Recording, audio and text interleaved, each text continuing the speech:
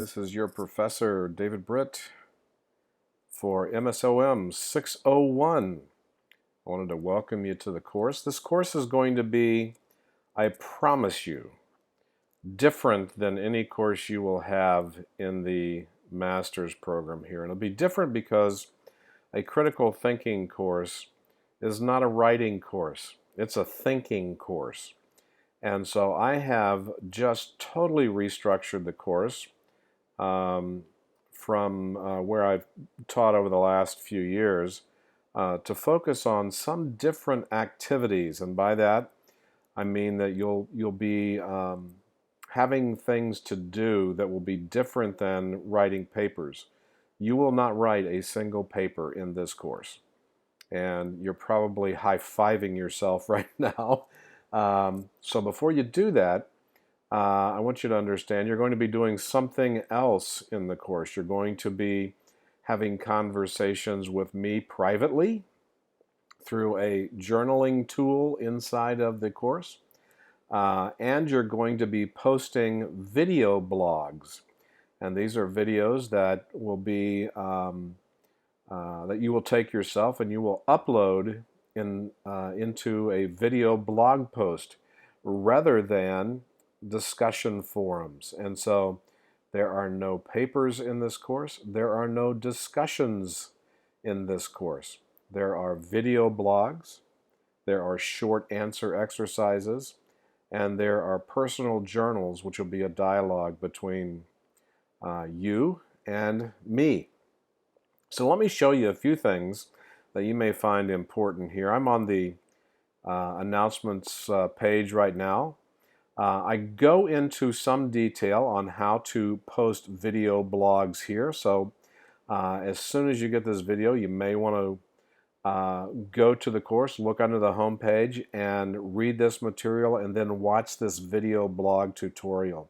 What I do in that tutorial is I show you how to take the video that you've created on your laptop or on your phone and then upload it into Blackboard, into a video system called Kaltura, and that makes it much easier to access and to put your information so that you're not waiting a real long time with upload speeds and other things into the video system. I'll show you more on that in just a minute.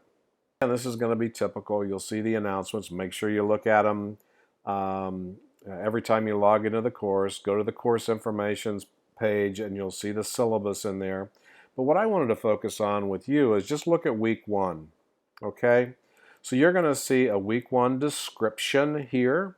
I will be adding a week one overview video. I do those as I go along. And so before the first week of the class starts, you'll be able to see an overview video where I talk to you and highlight the things that you're going to be looking at in week one. You go down to read and study. You'll see the textbook readings. You'll see the lectures that have been created by the textbook publisher. And then each week I supply some video information. And these videos are going to be really important because what I'm going to be doing through some of the questions either in the video blog or in the journals, I'm going to be asking you specific information and specific things to think about in those areas. So you're going to have to make sure that you watch those videos, okay? And so let's go down here to do this week. This is where you're going to notice the difference. And so we're going to start off the very first week with a video blog introduction. So you'll see I'll ask you some questions here, and then I expect that you will do a video that will answer those questions, that will expound upon those questions. Obviously, the introduction will be pretty basic, but you look down here, the video blog that I like to call idea sharing will have questions about what is critical thinking, what does it mean, could it be important, and so on and so on. So I want you to talk about those from a video perspective going through. Now, what you're going to be required to do is your initial blog submission must be a video, and you must post it by Thursday of that week. and you're going to have 2 blog comments to fellow students by Sunday night. But those can be typewritten, and I'll show you here how that works. So let's go to the video blog introduction. And so you're going to see this very first video blog. You're going to see here's the blog question, here are the blog instructions, and it's just a video. And so I'm getting you started here. So my introduction has already been posted. Now for you to create your blog entry, you will click on that, type in the title, and then as you will see in the video that I've created for you on how to put your video into this, this system, you'll go to Kaltura Media to be able to do that. But again, it's premature for me to show you that until you see the overall video. Now, here's how you're going to be able to put comments on these. So you see down here, my video, comment, and then you type something in that says, you know, gee, David, you put on weight since the last time I've seen you in video, or something of that nature. Please don't do that. And so that's how you will respond. Now, the comments, I want to make sure that we are digging deep here, that you're not just providing surface content. This is a critical thinking class, okay? So I want to see evidence that the things that you're posting here, obviously outside the introductions, demonstrate that you are thinking critically, that you are pushing yourself in a lot of different areas, okay? So that is the video blog portion, and you're going to have one, you have 2 the first week because of the introduction, but in subsequent weeks you're going to have 1 video blog each week, okay?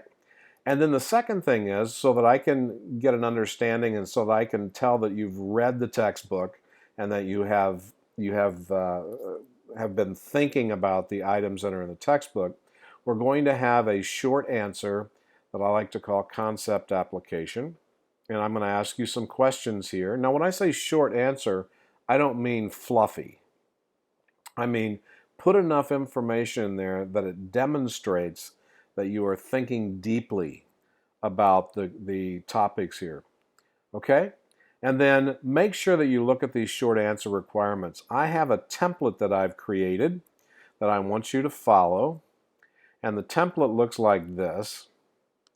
It will have a cover page on it where you will take your name, short answer, and then say week 1, week 2, week 3, and so on and so on.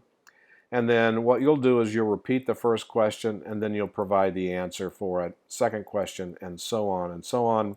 If you have any references, you can just drop those at the end. So everyone is required to use this template, and that just creates some consistency going forward. Now, you're also required to name your files a certain way. And the reason that I do this is because it makes it easier for me if I ever have a question from a student, because I store your stuff on the cloud. And let's say, for example, that Jones here submitted their short answer for week 6, and Jones gives me a call and says, Professor Britt, I have a question on the comment that you made on my short answer for week 6.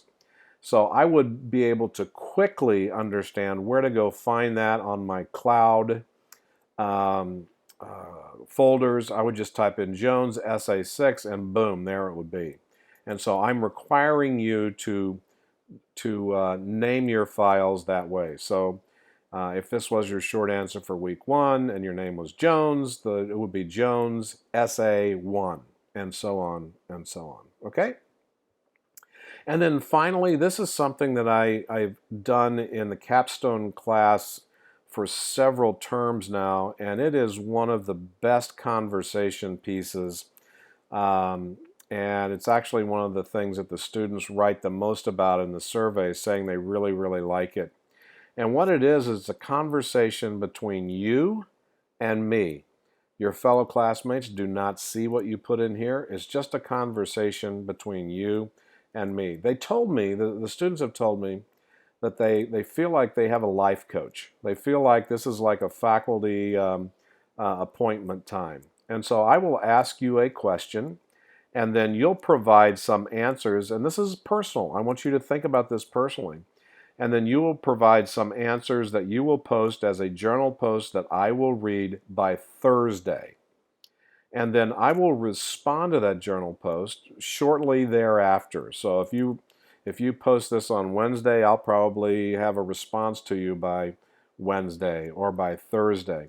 And then you need to respond to my response. And so I'm thinking of it as, and I've thought of it, and what students tend to like about this is it's a dialogue between you and me.